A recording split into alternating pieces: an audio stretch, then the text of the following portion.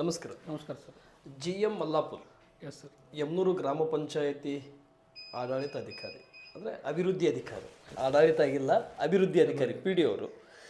Sir, ನನ್ನ ಮೊದಲನೇ ಪ್ರಶ್ನೆ, ನಾನು ಪಂಚಾಯತಿಗೆ ಭೇಟಿ ಕೊಟ್ಟಿರ್ತಕ್ಕಂಥ ವಿಷಯ ಅಂದರೆ 10 ವರ್ಷದಿಂದ ಚುನಾವಣೆಗೆ ಸಮಿತಿ ರಚನೆ ಆಗಿದೆ, ಆದರೆ ಕಮಿಟಿ ಬಂದಿಲ್ಲ.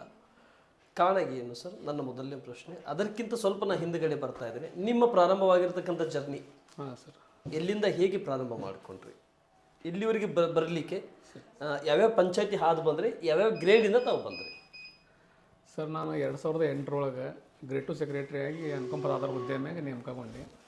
ಫಸ್ಟ್ ನಾನು ಮಾಡಿದ್ದು ಜಾವೂರ್ ಗ್ರಾಮ ಪಂಚಾಯತಿ. 2008ರಿಂದ 2012 ಮಟ್ಟ ಜಾವೂರ್ ಗ್ರಾಮ ಪಂಚಾಯತಿ ಮಾಡಿದೆ. ಅಲ್ಲಿಂದ ನಾನು ಗ್ರೇಡ್ 2 ಸೆಕ್ರೆಟರಿ ಆಗಿ ಇಲ್ಲೇ ವರ್ಗಾವಣೆಗೊಂಡೆ. 2013-14ರಿಂದ 17 ಮಟ್ಟ ನಾನು ಇಲ್ಲೇ ಗ್ರೇಡ್ 2 ಸೆಕ್ರೆಟರಿ ಆಗಿ ಹೊಳ್ಳಿ ಪಂಚಾಯತ್ ಪ್ರಭಾರ ಹುದ್ದೆಯಾಗಿ ಮಾಡಿಕೊಂಡೆ. ಇದ್ರ ಜೊತೆಗೆ ನಾನು ಈಗಿನ ಅನ್ನಿಗೇರಿ ತಾಲೂಕಿನೊಳಗೆ ಇಬ್ರಾಹಿಂಪುರ ಗ್ರಾಮ ಪಂಚಾಯತಿ ಎರಡೂ ಕಂಬೈನ್ ಮಾಡ್ಕೊತ ಬಂದೆ. ಅಲ್ಲಿ 6 ವರ್ಷ ಸೇವೆ ಸಲ್ಲಿಸಿದೆ. ನಂತರ ಅಲ್ಲಿಂದ ಹಾಳ್ಕುಸುಗಲ್ ಗ್ರಾಮ ಪಂಚಾಯತಿಗೆ 9 ತಿಂಗಳ ಸೇವೆ ಸಲ್ಲಿಸಿದೆ. ನಂತರ ಮತ್ತೆ ನನ್ನ ಮೂಲ ಸ್ಥಾನ ಜಾವೂರ್ ಗ್ರಾಮ ಪಂಚಾಯತಿಗೆ ಕೇಂದ್ರ ಸ್ಥಾನಕ್ಕೆ ಹೋದೆ. ಅಲ್ಲಿ ನಾನು ಗ್ರೇಡ್ 1 ಸೆಕ್ರೆಟರಿ ಆಗಿ ಪ್ರಮೋಷನ್ ಆಯಿತು ಮೊರಬ್ ಗ್ರಾಮ ಪಂಚಾಯತಿಯಲ್ಲಿ ಗ್ರೇಡ್ 1 ಹುದ್ದೆಯಲ್ಲಿ 2 ವರ್ಷ ಅಲ್ಲಿ ಕಾರ್ಯನಿರ್ವಹಣೆ ಮಾಡಿ ಈಗ ಇಲ್ಲೇ ಜನವರಿ 1ರಿಂದ 2025ನೇ ಇಸ್ವಿಯಿಂದ ಇಲ್ಲೇ ನಾನು ಪಂಚಾಯತ್ ಅಭಿವೃದ್ಧಿ ಅಧಿಕಾರಿಯಾಗಿ ಕರ್ತವ್ಯ ನಿರ್ವಹಣೆ ಮಾಡ್ತಾಯಿದ್ದೆ. ಸರಿ ಸರ್, ತಾವು ಪ್ರಭಾರವಾಗಿ ಈ ಪಂಚಾಯತಿಗೆ, ಯಮನೂರು ಪಂಚಾಯತಿಗೆ ಎಷ್ಟು ಬಾರಿ ಭೇಟಿ ಮಾಡಿರಿ? ಎಷ್ಟು ಬಾರಿ ಆಡಳಿತ ಸಲ್ಲಿಸಿರಿ? ಸರ್, ಇಲ್ಲಿವರೆಗೆ ನಾನು ಇಲ್ಲೇ 4 ಬಾರಿ ಪ್ರಭಾರ ಪಂಚಾಯತಿ ಅಭಿವೃದ್ಧಿ ಅಧಿಕಾರಿ ಕರ್ತವ್ಯ ನಿರ್ವಹಿಸೀನಿ. 2013ರಿಂದ ನಾನು ಫಸ್ಟ್ ಬಂದಾಗ ಇಲ್ಲಿ ಕಮಿಟಿ ಇತ್ತು. 2 ವರ್ಷ ಕಮಿಟಿಯಿಂದ 2010 ಕಮಿಟಿಗಿತ್ತು. 14-15ನೇ ಸಾಲಿನ ನಾನು ಅಲ್ಲಿ ಕಮಿಟಿ ಇತ್ತು. ನಮ್ಮದು ಹಳೆ ಬಿಲ್ಡಿಂಗ್, ಈ ಹೊಸ ಪಂಚಾಯತಿ. ಅಲ್ಲಿ ನಾನು ನಮ್ಮ ಪಂಚಾಯತ್ ಕಮಿಟಿಯೊಂದಿಗೆ ನಾನು ಆಡಳಿತ ನಡೆಸಿದೆ. ನಂತರ ಇಲ್ಲಿ ಏನಾಯ್ತು, ಎಲೆಕ್ಷನ್ ಅವಾಗ ಏನಾಯಿತು, ನಂಜುಂಡಸ್ವಾಮಿ ಅವರ ನಮ್ಮ ಹೊಸ ಗ್ರಾಮ ಪಂಚಾಯತಿ ವರದಿ ಪ್ರಕಾರ ಕೆಲವೊಂದಿಷ್ಟು ಹೊಸ ಗ್ರಾಮ ಪಂಚಾಯತಿಗಳು ಆದವು. ಬಟ್ ಅವಾಗ ನಮ್ಗೆ ಇಲ್ಲಿ ಏನಾಯಿತು, ಆರೇಕರೊಟ್ಟಿ ಒಂದು ನಮ್ಮ ದೊಡ್ಡ ಗ್ರಾಮ ಇಲ್ಲಿ, ಅವ್ರಿಗೆ ಹೊಸ ಗ್ರಾಮ ಪಂಚಾಯತಿ ಬೇಕಂತೇಳಿ ಅವತ್ತಿಂದ ಎಲೆಕ್ಷನ್ ಅವರು ಬಾಯ್ಕಾಟ್ ಮಾಡ್ಕೊಂತಾರೆ ಬಂದಿದ್ದಾರೆ. ಉಳಿದ 3 ಹಳ್ಳಿ ಒಳಗೆ ನಮ್ಮ ಚುನಾವಣೆ ನಡೆಯಿತು. ಬಟ್ ಅಧ್ಯಕ್ಷ ಚುನಾವಣೆಗೆ ಒಬ್ಬರು ಸದಸ್ಯರ ಕೊರತೆ ಇರೋದರಿಂದ 8 ವರ್ಷಗಳ ಕಾಲ ಇಲ್ಲಿ ಆಡಳಿತಾಧಿಕಾರಿ ನೇಮಕಾತಿ ಹೊಂದಿದ್ದಾರೆ. ಪ್ರತಿ 6 ತಿಂಗಳಿಗೊಮ್ಮೆ ನಾವು ಅಲ್ಲಿ ಗ್ರಾಮ ಪಂಚಾಯತಿ ಒಳಗೆ DC ಸಾಹೇಬರು ಎಲೆಕ್ಷನ್ ಕರೀತಾರೆ. ಬಟ್ ಇಲ್ಲಿವರೆಗೂ ಎಲೆಕ್ಷನ್ ಅವರು ಆಯ್ಕೆ ಆಗಿಲ್ಲ. ಹೀಗಾಗಿ ನಮ್ಮದು ಆಡಳಿತಾಧಿಕಾರಿ ಮೇಲೆ ಆಡಳಿತ ಹೊಂಟೈತೆ. ಹಿಂದಿನ ಒಂದು ಸಾರ್ವತ್ರಿಕ ಚುನಾವಣೆ ಮಾನ್ಯ DC ಅವರು ಇದನ್ನು ಸಾರ್ವತ್ರಿಕ ಚುನಾವಣೆ ಘೋಷಣೆ ಮಾಡಿದರು. ನಮ್ಮ ಯಮನೂರು ಗ್ರಾಮ ಪಂಚಾಯತ್ ಪೂರ್ತಿ ಮಾಡಿದರು. ಬಟ್ ಈಗಿನಿರೋ ಸದಸ್ಯರ ಏನು ಮಾಡಿದರು, ನಮ್ದು ಇನ್ನೂ ಆಡಳಿತನ ಚಾಲೂ ಆಗಿಲ್ಲ, ನಮ್ಮ ಅಧ್ಯಕ್ಷರ ಚುನಾವಣೆ ಆಗಿಲ್ಲ, ನಮ್ಮ ಅಧಿಕಾರವಧಿ ಪ್ರಾರಂಭ ಆಗಿಲ್ಲ ಅಂತೇಳಿ ಹೈಕೋರ್ಟ್ ಮೆಟ್ಟಿಲೇರಿ ಚುನಾವಣೆಗೆ ಸ್ಟೇ ತಂದು ಆ ಚುನಾವಣೆ ಸಹಿತ ಬಹಿಷ್ಕಾರ ಆಯಿತು. ಆದ್ದರಿಂದ ಇಲ್ಲಿವರೆಗೂ ನಮಗೆ 7-8 ವರ್ಷದಿಂದ ಅಧಿಕಾರ ನಡೆದತ್ರಿ. Yes, okay. ತಾವು ಚಾರ್ಜ್ ತೊಗೊಂಡಾಗಿಲ್ಲ, ಅಂದರೆ ಪ್ರಭಾರ ಆಗಿರಲಿ ಅಥವಾ ಪ್ರತ್ಯೇಕವಾಗಿ ಅಭಿವೃದ್ಧಿ ಅಧಿಕಾರಿ ಆಗಿರಲಿ, ಚಾರ್ಜ್ ತೊಗೊಂಡಾಗಿಲ್ಲ ಇಲ್ಲಿಯವರೆಗೆ ಯಾವ್ಯಾವ ಅಭಿವೃದ್ಧಿಗೆ ಚಾಲನೆಯನ್ನು ನೀಡಿದ್ರಿ? ನಿಮ್ಮ ಸಮ್ಮುಖದಲ್ಲಿ ಅಭಿವೃದ್ಧಿಯನ್ನು ಯಾವ ರೀತಿ ಪ್ರಸ್ತುತವಾಗಿ ಪರಿಪೂರ್ಣವಾಗಿ ನಡೆಸ್ಕೊಂತ ಮುಂದೆ ಹೋಗ್ತಾ ಇದ್ದೀವಿ? ಹಿಂದೆ ನಾವು ಕಮಿಟಿಗೆ ಇದ್ದೊಳಗೆ ನಮಗಲ್ಲಿ ಹಿಂದೆ 14ನೇ ಹಣಕಾಸು ಆಯೋಗ ಬರ್ತಿತ್ತು. ಆಮೇಲೆ ಟ್ಯಾಕ್ಸ್ ಕಲೆಕ್ಷನ್ ಮಾಡ್ತಿದ್ವಿ. ನಾವು ಕಮಿಟಿಯಿಂದ ಗ್ರಾಮ ಸಭೆ ಮಾಡಿ, ಸಾಮಾನ್ಯ ಸಭೆ ಮಾಡಿ, ಕಾಮಗಾರಿನ ಆಯ್ಕೆ ಮಾಡಿ, ಸಂಬಂಧಪಟ್ಟ ಅವ್ರ ಕಾಮಗಾರಿನ ನಡೆಸಿ ಅಭಿವೃದ್ಧಿ ಕಾರ್ಯಗಳು ಮಾಡ್ತಿದ್ವಿ. ಬಟ್ ಚುನಾವಣೆ ಮುಗಿದ ತಕ್ಷಣ ಈಗ ಆಡಳಿತಾಧಿಕಾರಿ ಬಂದ ಮ್ಯಾಗ ಪ್ರತಿಯೊಂದು ನಾವು ಸಾಮಾನ್ಯ ಸಭೆ ಅಂತ ಮಾಡೋಕ್ಕೆ ಬರೋಂಗೆ ಕಮಿಟಿ ಇಲ್ಲ. ಅದನ್ನೇನು ಮಾಡ್ತೀವಿ, ನಾವು ಜನರ ಹತ್ರ ಹೋಗ್ತೀವಿ. ಪ್ರತಿಯೊಂದೂ ಗ್ರಾಮ ಸಭೆದಾಗ ಆಯ್ಕೆ ಮಾಡಿ, ಗ್ರಾಮ ಸಭೆದಾಗ ಏನು ನಮ್ಮ ಬಂದ ಅನುದಾನವನ್ನು ಅವ್ರಿಗೆ ತಿಳಿಸ್ತೀವಿ. ಇಷ್ಟ ನಮಗೆ ಅನುದಾನ ಬಂದೈತಿ, 15 ಹಣಕಾಸು ಬಂದೈತಿ, ನಿಧಿ ಒಂದೈತಿ, ಯಾವ್ಯಾವ ಕಾಮಗಾರಿ ಮಾಡಬೇಕು, ಯಾವ್ಯಾವ ಆದ್ಯತೆ ಮಾಡಬೇಕು, ಸರ್ಕಾರದ ನಿಯಮಗಳನ್ನು ಅಲ್ಲಿ ಹೇಳಿ ಎಲ್ಲ ಸಾರ್ವಜನಿಕರಿಂದ ಪಡೆದು ನಾವು ಏನು ಮಾಡ್ತೀವಿ, ಆದ್ಯತೆ ಪ್ರಕಾರ ಕಾಮಗಾರಿಗಳನ್ನು ಹಾಕ್ಕೊಂಡು ಅವನ್ನ ಇಂಪ್ಲಿಮೆಂಟ್ ಮಾಡ್ಕೊತ ಬರೋದು. ಸರಿ ಸರ್, ನನ್ನ ಮೊದಲನೇ ಪ್ರಶ್ನೆ ತೆರಿಗೆ ನಿಧಿ ಒಂದು ವರ್ಷಕ್ಕೆ ನಿಮ್ಮ ಪಂಚಾಯತಿಗೆ ಇದ್ದಿರ್ತಕ್ಕಂಥ, ಈಗ ನಾನು ಕೇಳ್ತಾ ಇರೋದು 2025ರಿಂದ 26ರವರೆಗೆ ನಿಮ್ಮ 1 ವರ್ಷದ ಆಡಳಿತ ಮಧ್ಯದಲ್ಲಿನ ಮಾತ್ರ ಕೇಳ್ತಾ ಇದ್ದೇನೆ. 1 ವರ್ಷಕ್ಕೆ ನಿಮ್ಮ ಯಮನೂರು ಗ್ರಾಮ ಪಂಚಾಯತಿ ವ್ಯಾಪ್ತಿಯಲ್ಲಿ ಬರುವಂಥ 4ರಿಂದ 5 ಹಳ್ಳಿ, ಈ 5 ಹಳ್ಳಿ 4 ಹಳ್ಳಿ 5 ಹಳ್ಳಿ ವ್ಯಾಪ್ತಿಯಲ್ಲಿ ಬರುವಂಥ ಇದ್ದಿರ್ತಕ್ಕಂಥ ಒಟ್ಟಾರೆ ಡಿಮ್ಯಾಂಡ್ ಎಷ್ಟು, ಆ ಡಿಮ್ಯಾಂಡ್ನಲ್ಲಿ ರಿಕವರ್ ಆಗಿದ್ದು ಎಷ್ಟು, ಪೆಂಡಿಂಗ್ ಉಳಿದಿದ್ದು ಎಷ್ಟು, ಮತ್ತು ಅದರಲ್ಲಿ ಮೀಸಲವಾಗಿ SC STಗೆ ಮೀಸಲವಾಗಿ ಎಷ್ಟು ಬಜೆಟ್ ಹೋಗುತ್ತೆ, ಯಾವ ರೀತಿ ಅವರನ್ನು ನೀವು ಆಯ್ಕೆ ಮಾಡ್ತೀರಿ? ಟೋಟಲ್ ಸರ್ ನಮ್ಮದು 25-26ನೇ ಡಿಮ್ಯಾಂಡ್ 17,54,564 ರೂಪಾಯಿ ಐತಿ ಡಿಮ್ಯಾಂಡ್. ಇಲ್ಲಿವರೆಗೂ ಕಲೆಕ್ಷನ್ ಮಾಡಿದ್ದು ಟೋಟಲ್ 11,44,014 ರೂಪಾಯಿ ನಾವು ಇಲ್ಲಿ ಮಟ್ಟ ನಾವು ಬಜೆಟ್ ಕಲೆಕ್ಷನ್ ಮಾಡೀವಿ. ಇದ್ರಾಗ ನಾವು ಏನು ಮಾಡ್ತೀವಿ ಅಂತಂದ್ರೆ ಸರ್ಕಾರಕ್ಕೆ ತೆರಿಗೆಗಳನ್ನು ನಾವು ಕಟ್ಟಬೇಕಾಗುತ್ತೆ. ಎಷ್ಟು ಪರ್ಸೆಂಟ್ ಲೈಬ್ರರಿ ಕರ, ಆನಂತರ ಶಿಕ್ಷಣ ಕರ, ಆರೋಗ್ಯ ಕರ, ಆನಂತರ ಭಿಕ್ಷುಕರ ಕರ ಇವನ್ನ ಹೊರತುಪಡಿಸಿ ಬರುವ ಏನು ಗ್ರ್ಯಾಂಟ್ ಉಳಿದಿದೆ ನಮ್ಮಲ್ಲಿ ಅದಕ್ಕೆ 25% ನಾವು SC/ST ಮೀಸಲಾತಿ ಅನುದಾನ ತೆಗಿತೀವಿ. ಆನಂತರ 5% ಅಂಗವಿಕಲರ ನಾವು ಮೀಸಲಾತಿ ವಿಕಲಚೇತನ ಕಾಮಗಾರಿ ತೆಗಿತೀವಿ. ಅವನ್ನೇನು ಮಾಡ್ತೀವಿ, SC/ST ಮುಖಂಡರು ನಮ್ಮಲ್ಲಿ 2-4 ಹಳ್ಳಿಯೊಳಗೂ ಇರ್ತಾರೆ, ಅವ್ರನ್ನ ಕರೆಸ್ತೀವಿ. ಕರೆಸಿ ಸರ್ಕಾರದ ಕೆಲವು ಸುತ್ತುಗಳು ನಾವು ಏನೇನು ಖರ್ಚು ಮಾಡಬೇಕು, ಏನೇನು ಇದು ಮಾಡಬೇಕು. ಉದಾಹರಣೆಗಾಗಿ ಈಗ ನಾವು ಮೊನ್ನೆ ಒಂದು ಖರ್ಚು ಮಾಡಿದ್ವಿ. ಅವ್ರಿಗೆ ಬಡವರಿಗೆ SC/ST ಇದ್ದರೆ ಅವ್ರ ಮನೆಯಾಗ ಯಾರು ತೀರ್ಕೊಂಡಿದ್ರೆ ಅವರಿಗೆ ಸಂಸ್ಕಾರಕ್ಕಾಗಿ ಮನೆ ಖರ್ಚಿಗೆ 5,000 ರೂಪಾಯಿ ಕೊಡ್ಬೇಕಂತ ಆದೇಶ ಐತಿ. ಅದನ್ನೇನು ಮಾಡ್ತೀವಿ ಅವ್ರಿಗೆ ಕೊಡ್ತೀವಿ ನಾವು.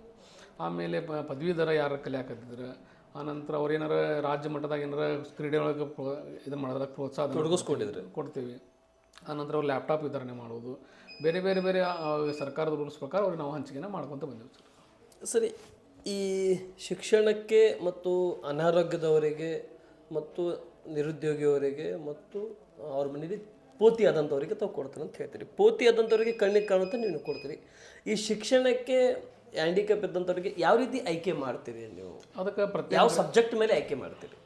ಅಂಗವಿಕಲರ ಅಂತಂದ್ರೆ ಸರ್ ನಾವು ಅಂಗವಿಕಲರದ ಸಪ್ರೇಟಾಗಿ ಗ್ರಾಮ ಸಭೆ ಮಾಡ್ತೀವಿ. ಏನು ನಮ್ಮ ಮನೆ ಈಗ ಗ್ರಾಮ ಸಭೆ ಮಾಡಿದ್ವಿ. ಎಲ್ಲ ನಮ್ಮ 170 ಅಂಗವಿಕಲರ ನಮ್ಮ ಗ್ರಾಮ ಪಂಚಾಯತಿ ವ್ಯಾಪ್ತಿಯಲ್ಲಿ. ಅವ್ರದ್ದು ನಮ್ಮ ಪಂಚಾಯತಿ ಆವರಣದಲ್ಲಿ ಒಂದು ಕಲ್ಯಾಣ ಭವನ ಐತೆ, ಅವ್ರದ್ದು ಒಂದು ಭವನ ಸಪ್ರೇಟ್ ಐತಿ. ಅಲ್ಲಿ ನಾವು ಪ್ರತಿ ಸತ ಮೀಟಿಂಗ್ ಮಾಡ್ತೀವಿ. ನಿಮ್ಗೆ ಎಷ್ಟು ಗ್ರ್ಯಾಂಟ್ ಐತಪ್ಪ, ಇದ್ರಾಗ ನಾವು ನಿಮ್ಮ ಕೆಲವು ವಿಕಲಚೇತನ ಅಭಿವೃದ್ಧಿಗೆ ನಾವು ಏನು ಖರ್ಚು ಮಾಡಬೇಕು, ಸರ್ಕಾರದ ಆದೇಶವನ್ನು ಮುಂದೆ ಓದಿ ಹೇಳ್ತೀವಿ. ತಮಗೇನು ಅನುಕೂಲ ಐತೆ ಅದನ್ನು ನಮಗೆ ಇಂಥದನ್ನು ಖರ್ಚು ಮಾಡಿರಿ, ಇಂಥದನ್ನು ಖರ್ಚು ಮಾಡಿರಿ ಅಂತ ಹೇಳಿದ್ರೆ ಆ ಪ್ರಕಾರ ನಾವು ಖರ್ಚು ಮಾಡ್ಕೊತ ಬಂದೀವಿ ಸರ್. ನಾವು 25% ಏನು ಮಾಡ್ತೀವಿ, ಈಗ ನಾನು ಹೇಳಿದೆ ಲ್ಯಾಪ್ಟಾಪ್ ಕೊಡ್ತೀವಿ. ಆಮೇಲೆ ಶಿಕ್ಷಣಕ್ಕೆ ಸಂಬಂಧಪಟ್ಟಂಗೆ PUCಯಲ್ಲಿ ಹೆಚ್ಚಿನ ಅಂಕ ಗಳಿಸೋರಿಗೆ, SSLCಯಲ್ಲಿ ಹೆಚ್ಚಿನ ಅಂಕ ಗಳಿಸೋರಿಗೆ, ಡಿಸ್ಟಿಂಕ್ಷನ್ ಆದವರಿಗೆ ಅಲ್ಲಿ 1,000 ರೂಪಾಯಿ 500 ರೂಪಾಯಿ ಕೊಡ್ಬೇಕಂತೈತಿ. ಅದನ್ನು ಅವ್ರಿಗೆ ನಾವು ಇಶ್ಯೂ ಮಾಡ್ತೀವಿ. ಸರಿ ಸರಿ, ಓಕೆ. ಈ ಟ್ಯಾಕ್ಸ್ ಕ್ಲಿಯರ್ಗೆ ಹೋಗಿರ್ತಕ್ಕಂಥ ಸಂದರ್ಭದಲ್ಲಿ ಈ ಗ್ರಾಮಸ್ಥರು ಗ್ರಾಮ ಪಂಚಾಯತಿ ಚುನಾವಣೆಗೆ ಸ್ಪರ್ಧೆ ಮಾಡಿ ಬಂದಂಥವ್ರು ಗ್ರಾಮ ಪಂಚಾಯತ್ ಸದಸ್ಯರಾಗಿಲ್ಲ, ಇನ್ನೂ ಬರೀ ಚುನಾವಣಾ ಪ್ರತಿನಿಧಿ ಆದರು. ಅವರು ಟ್ಯಾಕ್ಸಿನ ವಿಷಯದಲ್ಲಿ ಹೋದಂಥ ಸಂದರ್ಭದಲ್ಲಿ ನಿಮಗೆ ಬೆಂಬಲಿಸ್ತಾರಾ ಅಥವಾ ವಿರೋಧ ಮಾಡ್ತಾರ ಸರ್? ಅವರು ನಾವೇ ಅಧಿಕಾರಕ್ಕೆ ಬಂದಿಲ್ಲ, ನೀವು ಯಾಕೆ ಟ್ಯಾಕ್ಸ್ ಕ್ಲಿಯರ್ ಮಾಡ್ತಾರೆ ಅಂತ ಇಂಥ ಏನಾದರೂ ವಿಷಯಗಳನ್ನು ಪ್ರಸ್ತಾವನೆ ಆಗಿದೆ? ಇಲ್ಲ ಸರ್, ಆ ಥರ ಏನಿಲ್ಲ. ನಮ್ಮಲ್ಲಿ ಎಲ್ಲ ನಮ್ಮ ಚುನಾಯಿತ ಜನಪ್ರತಿನಿಧಿಗಳು ಇದಕ್ಕೆ ಸಪೋರ್ಟ್ ಮಾಡ್ತಾರೆ. ಯಾಕಂದ್ರೆ ಈಗ ತೆರಿಗೆಯ ಹಣ ಸಂಗ್ರಹ ಆದರೆ ಪಂಚಾಯತಿ ನಡೀತೈತಿ. ನಾವು ಏನೋ ಡೆವಲಪ್ಮೆಂಟ್ ಕೆಲಸ ಮಾಡಬೇಕು, ಎಲ್ಲನೂ ಸರ್ಕಾರದ ಅನುದಾನ ನಾವು ನಚ್ಕೊಂಡು ಕುಂದ್ರಕ್ಕೆ ಬರೋಂಗಿಲ್ಲ. ನಮ್ಮ ಗ್ರಾಮ ಪಂಚಾಯತಿ ವ್ಯಾಪ್ತಿಗಳಲ್ಲಿ ಈಗ ಸ್ವಚ್ಛತಾಗಾರರು, ಗ್ರಾಮದ ಸ್ವಚ್ಛತೆ, ಕುಡಿಯುವ ನೀರು ಅವನ್ನೇನು ಮಾಡ್ತೀವಿ ಟ್ಯಾಕ್ಸ್ ಕಲೆಕ್ಷನಿಂದ ನಾವು ಮಾಡಾಕತ್ತೀವಿ. ಆದರೆ ಈ ವಿಷಯದಲ್ಲಿ ನಮಗೆ ಯಾವ ಜನಪ್ರತಿನಿಧಿಗಳು ಅಡೆತಡೆ ಮಾಡಿಲ್ಲ ಇಲ್ಲಿವರೆಗೆ. Yes, okay. ಪೆಂಡಿಂಗ್ ಉಳಿದಿರ್ತಕ್ಕಂಥ 6-7 ಲಕ್ಷ, ಸರಿ 5-6 ಲಕ್ಷ ಏನು ತೆರಿಗೆ ಇದೆ, ಇದ್ರ ಬಗ್ಗೆ ಜಾಗೃತಿ ಏನು ತೊಗೊಂಡ್ರಿ? ಯಾಕಂದರೆ ವಿಶೇಷವಾಗಿ ಯಮನೂರು ಒಂದು ಟೂರಿಸ್ಟ್ ಪ್ಲೇಸ್, ಮೊದಲನೇದು ಒಂದು ಭಾವ್ಯಕತೆ ಕ್ಷೇತ್ರ, ಒಂದು ಜಾತ್ಯತೀತವಾಗಿ ಇಲ್ಲಿ ಜನಸಾಮಾನ್ಯರು ಭೇಟಿ ನೀಡ್ತಾರೆ. ಈ ಕಡೆ ಮುಸ್ಲಿಮ್ಸು ಬರ್ತಾರೆ, ಈ ಕಡೆ ಹಿಂದೂರು ಕೂಡ ಬರ್ತಾರೆ. ಇಂಥ ಟೂರಿಸ್ಟ್ ಪ್ಲೇಸ್ನಲ್ಲಿ ನಿಮ್ಮ ಕಮರ್ಷಿಯಲ್ ಏನಿದೆ, ಕಮರ್ಷಿಯಲ್ ಡಿಮ್ಯಾಂಡ್ ಏನಿದೆ ನನ್ನ ಮೊದಲನೇ ಪ್ರಶ್ನೆ. ಮತ್ತು ಪೆಂಡಿಂಗ್ ಉಳಿದಿರ್ತಕ್ಕಂಥ ನಿಧಿ 1ರ ಬಗ್ಗೆ. ಯಾಕಂದರೆ ನಿಧಿ 1 ಬಂದರೆ ಮೂಲ ನಮಗೆ ಇಲ್ಲಿ ಬಜೆಟ್ ಬಂದರೆ ಅದನ್ನು ನಾವು ಅಭಿವೃದ್ಧಿಗೆ ಪಾತ್ರ ವಹಿಸ್ತೀವಿ. ಅದನ್ನೇ ಬಂದಿಲ್ಲ ಅಂದರೆ ತಾವು ಯಾವ ರೀತಿ ಚಾಲನೆ ತೊಗೊಳ್ತೀವಿ? ಇದ್ರ ಬಗ್ಗೆ ಏನು ಜಾಗೃತಿ ತೊಗೊಂಡ್ರಿ ಸರ್? ಈಗ ನಮ್ಮ ಮುಖ್ಯ ಕಾರ್ಯನಿರ್ವಾಹಕರು ಭುವನೇಶ್ ಪಾಟೀಲ್ ಸರ್ ಬಂದ್ಮ್ಯಾಗ ಪ್ರತಿ ತಿಂಗಳು ನಾವು ಪ್ರತಿ ಶನಿವಾರ ನಾವು ತೆರಿಗೆ ಅಭಿಯಾನ ಅಂತ ಕೈಗೊಳ್ತೀವಿ. ಬೆಳಿಗ್ಗೆ 6ರಿಂದ ಸಾಯಂಕಾಲ 6 ಗಂಟೆ ಮಟ್ಟವನ್ನು ಕಡ್ಡಾಯ ಪಂಚಾಯತಿ CEO ಬಂದ ಮೇಲೆ ಪ್ರತಿ ಶನಿವಾರ ನಾವು ತೆರಿಗೆ ಅಭಿಯಾನ ಅಂತ ಮಾಡ್ತೀವಿ. ಸ್ಪೆಷಲ್ ಡೇ ಅದು. ಅವಾಗ ಪ್ರತಿ ನಮಗೆ ನಾವು ಆ ದಿನ ಒಂದೊಂದು ದಿನ ನಾವು ತಿಂಗಳಿಗಾಗೋದು ಒಂದೊಂದು ದಿವಸಕ್ಕೆ 50-60 ಸಾವಿರ ರೂಪಾಯಿ ನಾವು ಕಲೆಕ್ಷನ್ ಮಾಡಾಕತ್ತೀವಿ. ಇನ್ನು ಮಾರ್ಚ್ ಆಗಾಗ ನಮ್ಗೆ ಇನ್ನೂ 2 ತಿಂಗಳ ಸಮಯ ಐತೆ. ಅಷ್ಟರೊಳಗೆ ನಾವು ಈ ತೆರಿಗೆ ಅಭಿಯಾನ ಹಮ್ಮಿಕೊಂಡು ಉಳಿದ ನಾವು ಬ್ಯಾಲೆನ್ಸ್ ಅಮೌಂಟನ್ನು ನಾವು ರಿಕವರಿ ಮಾಡ್ಕೊಳ್ತೀವಿ ಸರ್. S, okay. ಈ ಗ್ರಾಮ ಸಭೆಯಲ್ಲಿ ಆಗಿರಲಿ ಮತ್ತು ಪಂಚಾಯತಿಗೆ ಬರೋ ಗ್ರಾಮ ಸಭೆ ಆಗಿರಲಿ, ವಾರ್ಡ್ ಸಭೆ ಆಗಿರಲಿ, ಈ 2 ಸಭೆ ಅಂಕಿ ನಿಮ್ಗೆ ನಡೀತೈತಿ. ಸಾಮಾನ್ಯ ಸಭೆ GB ಮೀಟಿಂಗು ಯಾವುದೂ ನಡೆಯೋದಿಲ್ಲ.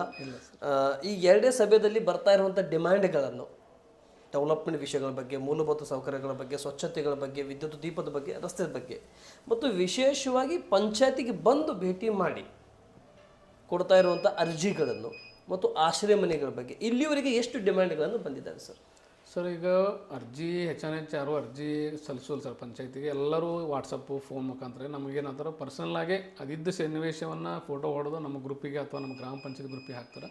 ಸಂಬಂಧಪಟ್ಟ ನಮ್ಮ ಸಿಬ್ಬಂದಿಗಳು ಅಟೆಂಡ್ ಮಾಡಿ ಕಾಲಾವಕಾಶ 3 ದಿನದಲ್ಲೂ, ಬೀದಿ ದೀಪ ಇದ್ದರೆ 3 ದಿನ, ಕುಡಿಯೋ ನೀರು ಸಮಸ್ಯೆ ಇದ್ದರೆ 2 ದಿನ, ಈ ಥರ ಈಗ ಚರಂಡಿ ಸಮಸ್ಯೆ ಇದ್ದರೆ 2-3 ದಿನ ಟೈಮ್ ತೊಗೊಂಡು ಆಗಿಂದ ಕ್ಲಿಯರ್ ಮಾಡಿ ಹೊಳ್ಳಿ ಅವ್ರಿಗೆ ಒಂದು ಫೋಟೋ ಹಾಕ್ತಾರೆ ಸರ್. ಒಟ್ಟು ಯಾರು ಕಂಪ್ಲೇಂಟ್ ಮಾಡಿದ್ರೆ ಹೊಳ್ಳಿ ಅವ್ರಿಗೆ ಒಂದು ಫೋಟೋ ಹಾಕ್ತೀವಿ ನಾವು. ಸರಿ, ಇಷ್ಟೆಲ್ಲ ಬೇಡಿಕೆಗಳನ್ನು ಇಡ್ತಾರೆ.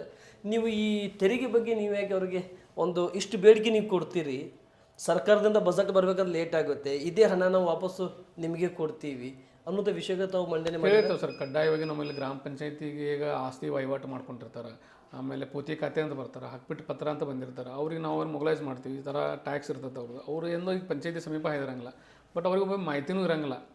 ನಮ್ಮ ಟ್ಯಾಕ್ಸ್ ಇಷ್ಟ ಐತಿ, ನಮ್ಮ ಜಾಗ ಇಷ್ಟ ಐತಿ. ನಮ್ಮಲ್ಲಿ ಈಗ ಜಿಲ್ಲಾ ಪಂಚಾಯತಿಯಿಂದ ಏನು ಮಾಡಾಕತ್ತಾರೆ, ಮಾಹಿತಿ ಕಳಿಸ್ತಾರೆ ನಮಗೆ. 3 ವರ್ಷದಿಂದ ಟ್ಯಾಕ್ಸ್ ಕಟ್ಲಾರ್ದವರು, 2 ವರ್ಷದಿಂದ ಟ್ಯಾಕ್ಸ್ ಕಟ್ಲಾರ್ದವರು ತಾವೇ ಆನ್ಲೈನ್ ಒಳಗೆ ಮಾಹಿತಿ ಕಳ್ಕೊಳ್ಳೋದು ನಮ್ಗೆ ಕಳಿಸ್ತಾರೆ. ನಾವು ಅಂಥವ್ರ ಮನೆಗೆ ವಿಸಿಟ್ ಮಾಡಾಕತ್ತೀವಿ. ಸರ್ ನೀವು 3 ವರ್ಷದಿಂದ ನೀವು ಪಾವತಿ ಕಟ್ಟಿಲ್ಲ, ಆನ್ಲೈನಾಗ ರಿಪೋರ್ಟ್ ಬಂದ್ಬಿಡ್ತು ಸರ್.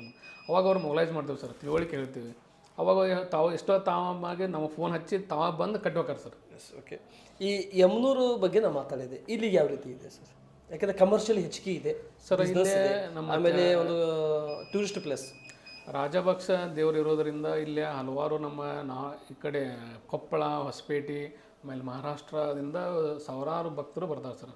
ಅಂದ್ರೆ ತಿಂಗಳದಾಗ ವಿಶೇಷ ದಿನ ಅಂದ್ರೆ ಗುರುವಾರ ಮತ್ತು ರವಿವಾರ ಹಾಗೂ ಅಮಾವಾಸ್ಯೆ ದಿವಸ ಇಲ್ಲಿ ಭಕ್ತರ ದಂಡರ ಬಂದುಬಿಟ್ಟಿರ್ತೈತಿ. ಆನಂತರ ಹೋಳಿ ಹುಣ್ಣಿಮೆ ಆದ ತಕ್ಷಣ 3 ದಿನಕ್ಕೆ ಇಲ್ಲಿ ದೊಡ್ಡ ಜಾತ್ರೆ ನಡೆಯುತ್ತಾರೆ. ಕನಿಷ್ಠ ಒಂದು 2-3 ಲಕ್ಷ ಜನ ಇಲ್ಲಿ ಬಂದು ಸೇರ್ತೈತಿ. ಇಲ್ಲೇನಾಗ ಸರ್, ಒಂದು ದೇವಸ್ಥಾನ ಖಾಸಗಿ ಆಗಿರೋದ್ರಿಂದ ನಮಗೆ ಯಾವುದೂ ಆದಾಯ ಇಲ್ಲ ಸರ್. ಇಲ್ಲ, ಅದೊಂದು ಸ್ವಂತ ಮನೆತನದ ದೇವಸ್ಥಾನ. ಏನೋ ಇನ್ಕಮ್ ಯಾವ ಮಂದಿನ ಸೇರ್ಕೊಂಡಿದೆ ಸರ್? ಬರ್ಗೆ ಫ್ಯಾಮಿಲಿ ಸರ್, ಅದು ಬರ್ಗೆ ಅಂತ ಕುಟುಂಬ. ಇಲ್ಲಿ ಸಾವಿರಾರು ವರ್ಷಗಳಿಂದ ಯಾವ ಕಾಸ್ಟ್ನಲ್ಲಿ ಬರ್ತದೆ ಸರ್? ಮರಾಠ ಸರ್, ಮರಾಠದಲ್ಲಿ. ಅವರು ವೈಯಕ್ತಿಕ ದೇವ್ರು ಸರ್, ಅದು ಮನೆತನದ ಒಂದು ದೇವ್ರು. ಅವ್ರದ್ದು ಇನ್ಕಮ್ಮು ಅವ್ರಿಗೆ ಬರ್ತೈತಿ. ಅವ್ರದ್ದೇನೋ ಏನು ಮಾಡಿದ್ರೆ ಟ್ರಸ್ಟ್ ಇಲ್ಲ, ಆಮೇಲೆ ಸರ್ಕಾರದ್ದು ಇಲ್ಲ ಸರ್. ಇನ್ನು ಜಾತ್ರಾ ಅವಧಿ ಒಳಗೆ ನಮಗೇನು ಇಲ್ಲೇ ಅಂಗಡಿ ಮುಂಗಟ್ಟುಗಳು ಸ್ಟಾಲ್ಗಳು ಬರ್ತಾವೆ, ಅದ್ರ ಮೇಲೆ ನಾವು ಟ್ಯಾಕ್ಸ್ ಕಲೆಕ್ಷನ್ ಮಾಡ್ತೀವಿ ಸರ್. ಅದನ್ನೇನು ಮಾಡ್ತೀವಿ, ನಾವು ಕುಡಿಯೋ ನೀರಿಗೆ ಖರ್ಚು ಮಾಡ್ತೀವಿ. ಇಲ್ಲಿ ಜಾತ್ರೆ ಬರೋ ಯಾತ್ರಿಕರಿಗೆ ಎಲ್ಲ ಕಡೆಯಲ್ಲಿ ನಾವು ನೀರಿನ ಸಪ್ಲೈ ಕೊಡ್ತೀವಿ. ಆಮೇಲೆ ಸ್ವಚ್ಛತಾ ಕಾರ್ಯಕ್ಕೆ ಬೇಕು, ಬೀದಿ ದೀಪಕ್ಕೆ ಬೇಕು. ಆಮೇಲೆ ಕೆಲವೊಂದು ಕಡೆ ಏನು ಮಾಡ್ತೀವಿ, ಜಾತ್ರೆ ಟೈಮ್ನಾಗ ಕೆಲವೊಂದು ಕಡೆ ರಸ್ತೆ ಇರಂಗಿಲ್ಲ ಬಸ್ಸಿಗೆ ಹೋಗಕ್ಕೆ, ಹಲವಾರಿ ರಸ್ತೆ ಮಾಡಿಕೊಡ್ತೀವಿ. ಇಷ್ಟೆಲ್ಲ ನಾವು ಪಂಚಾಯತಿಯಿಂದ ನಾವು ಮಾಡಿಕೊಟ್ಟಿರ್ತೀವಿ. ಹೀಗಾಗಿ ನಮ್ಗೆ ಏನಾಗೈತಿ, ಇಲ್ಲಿ ವರ್ಷಕ್ಕೆ ನಮಗೊಂದು 300 ಅಂಗಡಿ ಬರ್ತಾವೆ ಸರ್. ಇಲ್ಲಿ ಪ್ರತಿ ವರ್ಷ ಜಾತ್ರೆಗೆ 300 ಅಂಗಡಿ ಬರ್ತಾವೆ. ಅವಕ್ಕೆ ಏನು ಮಾಡ್ತೀವಿ, ಸೈಜ್ ವೈಸ್ 9, 9, 10, 10, 11, 11 ಏನದ ಅವಕ್ಕೆ ಒಂದು ಟ್ಯಾಕ್ಸ್ ಕಲೆಕ್ಷನ್ ಮಾಡಿರ್ತೀವಿ. ಇಷ್ಟು ಟ್ಯಾಕ್ಸ್ ನೀವು ಕಟ್ಟಿದ್ರೆ ನಾವು ಇಲ್ಲಿ ಕೊಡ್ತೇವೆ ಅಂತೇಳಿ. ಕನಿಷ್ಠ ಹೋದ ವರ್ಷ ನಮಗಿಲ್ಲಿ ಟೆಂಡರ್ ಪ್ರಕ್ರಿಯೆ ನಡೆದಿತ್ತು. ಒಂದು ಜಾತ್ರೆನ ಒಬ್ಬರಿಗೆ ಟೆಂಡರ್ ಮಾಡೋದು ಅಥವಾ ಹಿಂಗೆ ಮಾಡೋದು ಅಂತ ಗ್ರಾಮ ಸಭೆ ನಿರ್ಧಾರ ಆಯಿತು. ಅದ್ರ ಪ್ರಕಾರ ಏನು ಮಾಡಿದ್ರು, ಇಲ್ಲ ಜಾತ್ರೆನ ಹರಾಜು ಮಾಡೋದು, ಟೆಂಡರ್ ಬಹಿರಂಗ ಹರಾಜು ಮಾಡಿದ್ವಿ. ಕನಿಷ್ಠ 23 ಲಕ್ಷ ರೂಪಾಯಿ ನಮಗೆ ಟ್ಯಾಕ್ಸ್ ಕಲೆಕ್ಷನ್ ಕೊಡ್ತು ಸರ್. ಒಬ್ಬರು ಹರಾಜು ತೊಗೊಂಡ್ರು, ಅವರು ನಂತರ ಅಳತೆ ಮಾಡಿ ಕೊಟ್ಟರು. ಈ ಥರ ನಮಗೆ ಟ್ಯಾಕ್ಸ್ ಕಲೆಕ್ಷನ್ ಇಲ್ಲಿ ಬರೀ ವರ್ಷಕ್ಕೊಮ್ಮೆ ಆಕೈತಿ. ಇದನ್ನೇನು ಮಾಡ್ತೀವಿ ನಾವು, ಮೂಲಭೂತ ಸೌಕರ್ಯಕ್ಕಾಗಿ 4 ಹಳ್ಳಿ ಒಳಗೆ ಸ್ವಚ್ಛತೆಗಾಗಿ, ಕುಡಿಯೋ ನೀರಿಗಾಗಿ, ಮೂಲಭೂತ ಸೌಕರ್ಯಕ್ಕೆ ಹಣ ಖರ್ಚು ಮಾಡ್ತೀವಿ. ಸರಿ ಸರ್, ಈಗ ನನ್ನ ಮೇನ್ ಪ್ರಶ್ನೆಗೆ ಬರ್ತಾ ಇದ್ದೇನೆ. 14-15ನೇ ಹಣಕಾಸಿನಲ್ಲಿ ಇದರಲ್ಲಿ ಬರ್ತಾ ಇರುವಂಥ ಬೇಡಿಕೆಗಳನ್ನು ಇಲ್ಲಿವರೆಗೆ ಯಾವ್ಯಾವ ಅಭಿವೃದ್ಧಿಯನ್ನು ಚಾಲನೆ ತಗೊಂಡ್ರಿ, ಮತ್ತು ಅದಕ್ಕಿಂತ ಹಿಂದುಗಡೆಯಾಗ ನಾವು ಒಂದು ಪ್ರಶ್ನೆ ಕೇಳಿದೆ.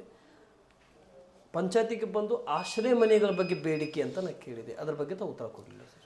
ಅದನ್ನು ಕೊಟ್ಟು ಈ 14-15 ಬಗ್ಗೆ ಮಾತಾಡಿ.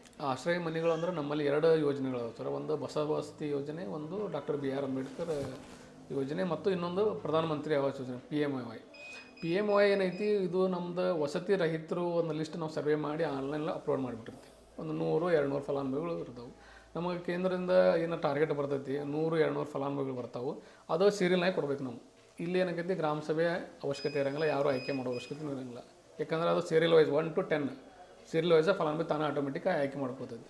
ಇನ್ನು ಬಸವ ವಸತಿ ಮತ್ತು ಈಗ ಡಾಕ್ಟರ್ BR ಅಂಬೇಡ್ಕರ್ ಏನು ಮಾಡ್ತೀವಿ, ಗ್ರಾಮ ಸಭೆದಾಗ ನಾವು ಹೇಳ್ತೀವಿ, ಸರ್ ನಮ್ಮಲ್ಲಿ ಈಗ ಇಷ್ಟು ಫಲಾನುಭವಿಗಳು ಬಂದಾವು, 10 ಫಲಾನುಭವಿಗಳು ಬಂದಾವು, ಇದ್ರಾಗ SC ST ಜನರಲ್ ಅಂಗವಿಕಲತೆ ಇರಬೇಕು. ಅವಾಗ ಸಂಬಂಧಪಟ್ಟವ್ರು ಏನು ಮಾಡ್ತಾರೆ, ಅರ್ಜಿ ಕೊಡ್ತಾರೆ ಸರ್. ನಮ್ದು ಅವ್ರಿಗೆ ಅರ್ಜಿ ಕೊಡೋಕೆ ಏನು ದಾಖಲೆ ಹೇಳ್ತೀವಿ ಅಂದರೆ, ಖಾಲಿ ಸೈಟ್ ಇರಬೇಕು, ಮಹಿಳೆಯರ ಹೆಸರುಗಳಿರಬೇಕು, ಹಿಂದೆ ಯಾವುದೋ ಇರಬೇಕು, ನಮ್ಮೆಲ್ಲ ದಾಖಲೆಗಳನ್ನು ಚೆಕ್ ಮಾಡ್ಕೊತೀವಿ. ಅವಾಗ ಅರ್ಹ ಫಲಾನುಭವಿಗಳು ಏನು ಮಾಡ್ತೀವಿ, ನಾವು ಆಯ್ಕೆ ಮಾಡಿ ಮತ್ತೆ ಗ್ರಾಮ ಸಭೆಗೆ ಹೋಗ್ತೀವಿ. ಇಂತಿಂಥ ನಾವು ಫಲಾನುಭವಿಗಳು ಆಯ್ಕೆ ಮಾಡುವಾಗ ಎಲ್ಲರೂ ಒಪ್ಪಿದ್ರೆ ನಾವು ಲಿಸ್ಟ್ ಕಳಿಸ್ತೇವೆ ಸರ್. ಸರಿ, 14-15 ಸರ್ 14ನೇ ಹಣಕಾಸು ಅನ್ನೋದು ಈಗ ಬದಲಾಗಿ 15ನೇ ಹಣಕಾಸು ಚಾಲ್ತಿಯಲ್ಲಿದೆ. 20-21ರಿಂದ ನಮಗೆ 15ನೇ ಹಣಕಾಸಿನ ಚಾಲ್ತಿ ಇದೆ. ಅಲ್ಲಿಂದ ನಾನು ಮಾಹಿತಿ ಹೇಳ್ಬಿಡ್ತೀನಿ ಟೋಟಲ್. ನಮ್ಮಲ್ಲಿ ಒಟ್ಟು 20-21ನೇ ಸಾಲಿನೊಳಗೆ ಕ್ರಿಯಾಜನ ಮೊತ್ತ 68,34,055 ರೂಪಾಯಿ ಇತ್ತು. ಒಟ್ಟು 79 ಕಾಮಗಾರಿ ನಾವು ಇಟ್ಕೊಂಡಿದ್ವಿ. ಆದರೆ ನಮಗೆ ಬಿಡುಗಡೆ ಆಗಿದ್ದು 67,94,000 ರೂಪಾಯಿ ಬಿಡುಗಡೆ ಆಯಿತು. ನಾವು ಖರ್ಚು 62,09,415 ರೂಪಾಯಿ ಖರ್ಚು ಮಾಡಿದ್ವಿ. ಒಟ್ಟು ಖರ್ಚು 67 ಲಕ್ಷ ಆಯಿತು. ಉಳಿಕೆ ಮೊತ್ತ 5,16,925 ರೂಪಾಯಿ ಉಳಿತು. ಅದ್ರಾಗ ಒಟ್ಟ ಕಾಮಗಾರಿಗಳು 79 ಪೂರ್ಣ 76 ಕಾಮಗಾರಿ ನಾವು ಪೂರ್ಣಗೊಳಿಸಿದ್ವಿ. ಇನ್ನೂ 3 ವರ್ಕ್ ಕಾಮಗಾರಿಯಲ್ಲಿ ಪ್ರಗತಿಯಲ್ಲಿದೆ. ಯಾವ್ಯಾವ ಸರ್ 3 ವರ್ಕ್? ಅದು ಲಿಸ್ಟ್ ಬೇರೆ ಇದೆ ಸರ್, ನೋಡಿ ಹೇಳ್ತೇನೆ. ಹೇಳಿ ಸರ್. 3 ಕಾಮಗಾರಿಗಳು ಇನ್ನೂ ಪ್ರಗತಿಯಲ್ಲಿರ್ತವೆ. ಇನ್ನು 21, 22ನೇ ಸಾಲು ಸರ್ 15ನೇ ಹಣಕಾಸು. ಒಟ್ಟು ಕಾಮಗಾರಿಗಳ ಸಂಖ್ಯೆ 47. ಕ್ರಿಯಾಯೋಜನೆ ಮೊತ್ತ 50,55,809 ರೂಪಾಯಿ. ನಮಗೆ ಬಿಡುಗಡೆ ಆಗಿದ್ದು 48,40,40,000 ರೂಪಾಯಿ. ಒಟ್ಟು ನಾವು ಖರ್ಚು ಮಾಡಿದ್ವಿ 41,41,000 ರೂಪಾಯಿ ಖರ್ಚು ಮಾಡಿದ್ವಿ. ಇನ್ನೂ 7,36,000 ರೂಪಾಯಿ ನಮಗೆ ಇನ್ನೂ ಅನುದಾನ ಉಳಿದೈತಿ. ಒಟ್ಟು 35 ಕಾಮಗಾರಿ ನಾವು ಪೂರ್ಣ ಮಾಡೀವಿ. ಅದ್ರಾಗ ಇನ್ನೂ 6 ಕಾಮಗಾರಿ ಪ್ರಗತಿಯಲ್ಲಿದ್ದಾವೆ. ಇನ್ನೂ ಪ್ರಾರಂಭಿಸಬೇಕಾಗಿದ್ದು ಇನ್ನೂ 6 ಕಾಮಗಾರಿ ಹಂಗೆ ಉಳ್ಕೊಂಡವು. ಇನ್ನೂ ಪ್ರಾರಂಭ ಮಾಡಿಲ್ಲ, ಇನ್ನು ಪ್ರಾರಂಭ ಆಗಬೇಕು, ಇನ್ನೂ ಆಗಿಲ್ಲ. ಇದು ಯಾವ ಇಸ್ವಿ ಸರ್? ಇದು 21, 22ನೇ 22ನೇ ಸಾಲಿನಲ್ಲಿ. ಎಸ್ 22, 23. ಇನ್ನು 22, 23ನೇ ಸಾಲ. ಒಟ್ಟು 61 ಕಾಮಗಾರಿಗಳು 53,30,870 ರೂಪಾಯಿ. ಬಿಡುಗಡೆ ಆಗಿದ್ದು ನಮ್ಗೆ 50,25,742. ಒಟ್ಟು ಖರ್ಚಾಗಿದ್ದ ಮೊತ್ತ 25,34,708 ರೂಪಾಯಿ. ಉಳಿಕೆ ಮೊತ್ತ 2,49,000 ರೂಪಾಯಿ. ಒಟ್ಟು ಪೂರ್ಣಗೊಂಡಿದ್ದು 46. ಪ್ರಗತಿಯಲ್ಲಿರುವ 6. ಇನ್ನೂ ಪ್ರಾರಂಭಿಸಬೇಕಾದ 9 ನಾವು ಕಾಮಗಾರಿ ಇನ್ನೂ ಪ್ರಾರಂಭಿಸೇ ಇಲ್ಲ. 23, 24. ಇನ್ನು 23, 24 ಸಾಲಿನ 15ನೇ ಹಣಕಾಸು. ಒಟ್ಟು ಕಾಮಗಾರಿಗಳು 65.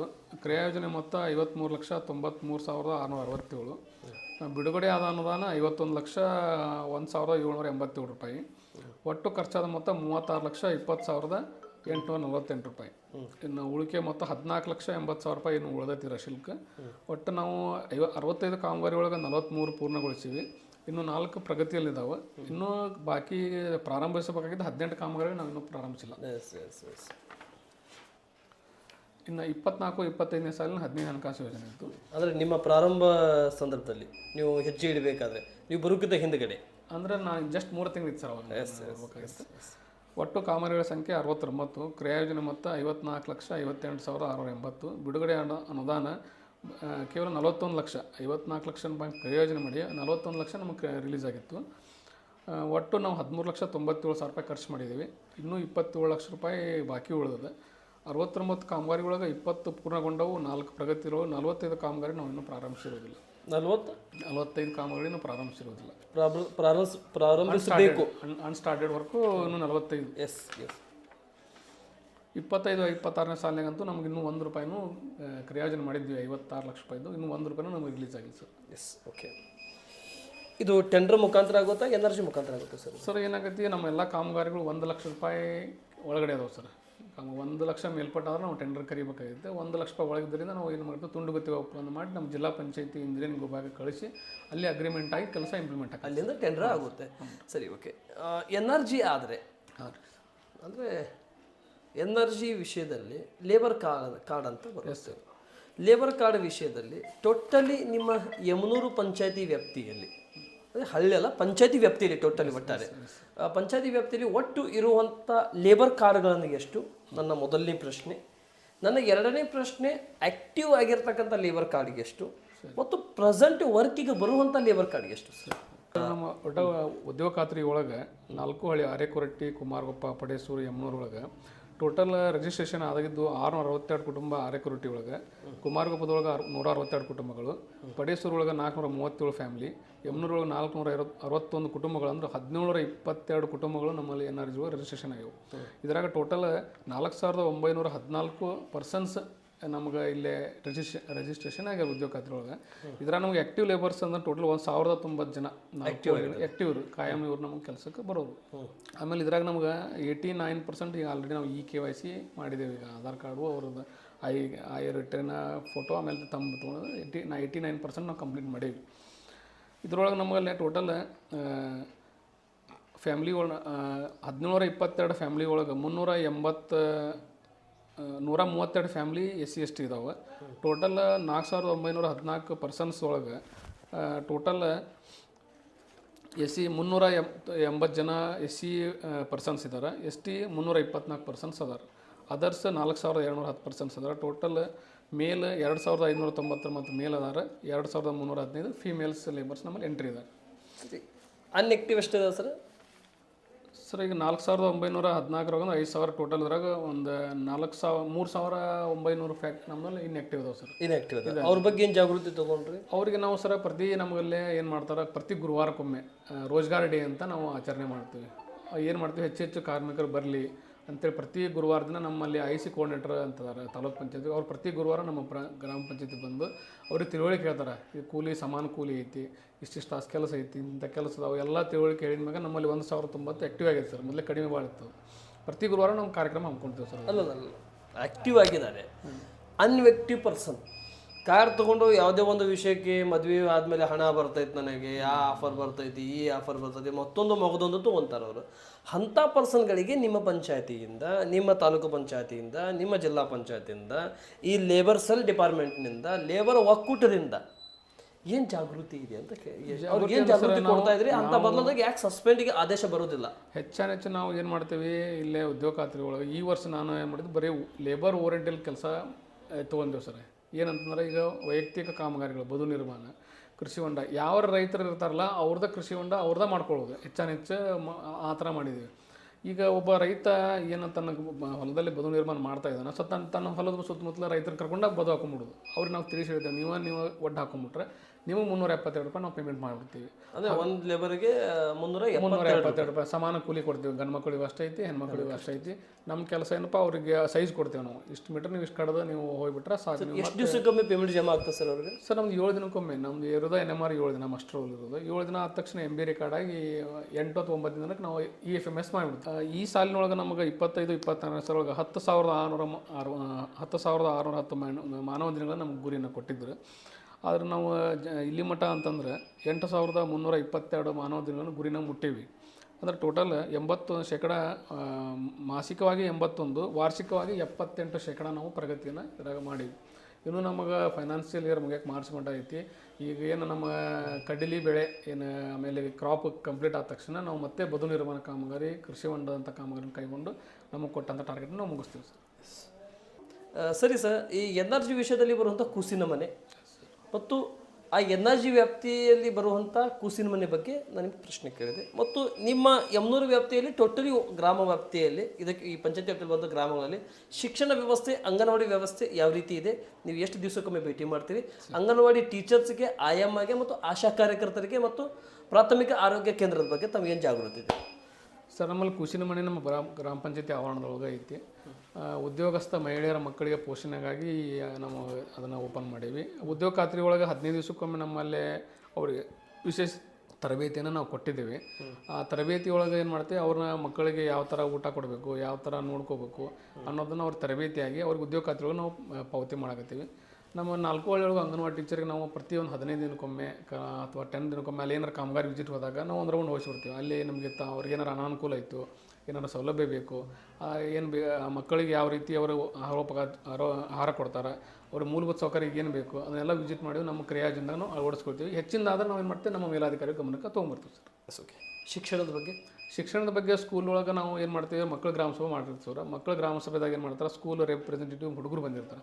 ತಮ್ಮ ಶೌಚಾಲಯ ಆಯಿತು, ಆಟದ ಸಾಮಗ್ರಿ ಆಯಿತು, ಆಮೇಲೆ ನೆಲ ಸಮತಟ್ಟು ಮಾಡೋದಾಗಲಿ, ಸ್ಕೂಲಿಗೆ ಕಂಪೌಂಡ್ ಆಗಲಿ, ಅಡುಗೆ ಕೋಣೆ ನಿರ್ಮಾಣದ ಬಗ್ಗೆ ಗಮನ ತೊಗೊಂಬರ್ತಾರೆ. ನಾವು ಸಂಬಂಧಪಟ್ಟ ಕ್ರಿಯಾಜನ ಹಾಕ್ಕೊಂಡು ಇಂಪ್ಲಿಮೆಂಟ್ ಮಾಡ್ತೀವಿ ಸರ್. Thank you sir. ತುಂಬ ಧನ್ಯವಾದಗಳು ಮಲ್ಲಾಪುರ ಅವರೇ, ಇಷ್ಟೊತ್ತಿವರೆಗೆ ನಮ್ಮ ಜೊತೆ ಮಾತನಾಡಿದ್ದಕ್ಕೆ, ಎಲ್ಲ ದಾಖಲಾತಿ ಅಂಕಿ ಅಂಶ ಜೊತೆಯಲ್ಲೂ ಕೂಡ ಮಾತನಾಡಿದ್ದಕ್ಕೆ ತುಂಬ ಧನ್ಯವಾದಗಳು. ಭಗವಂತ ನಿಮಗೆ ಇದೇ ರೀತಿ ಕೆಲಸ ಮಾಡುವಂಥ ಛಲ ಕೊಡಲಿ ಮತ್ತು ಇನ್ನಷ್ಟು ಅಭಿವೃದ್ಧಿ ಆಡಳಿತಕ್ಕೆ ತಾವು ಯಶಸ್ಸನ್ನು ಪಾತ್ರ ವಹಿಸಲಿ ಮತ್ತು ಪ್ರಭಾರವಾಗಿ ಕಾರ್ಯನಿರ್ವಹಿಸ್ತಾ ಇದ್ದೀರಿ ಮತ್ತು ಮುಂದಿನ ದಿನಮಾನದಲ್ಲಿ ಅಭಿವೃದ್ಧಿ ಅಧಿಕಾರಿಯಾಗಿ ಕಾರ್ಯನಿರ್ವಹಿಸಲಿ ಅಂತ ಹೇಳ್ತಾ ಸಂದರ್ಶನ ಮುಗಿಸ್ತಾ ಇದೆ. ನಮಸ್ತೆ. ಜೈ ಸರ್. Thank you. ನಮಸ್ಕಾರ.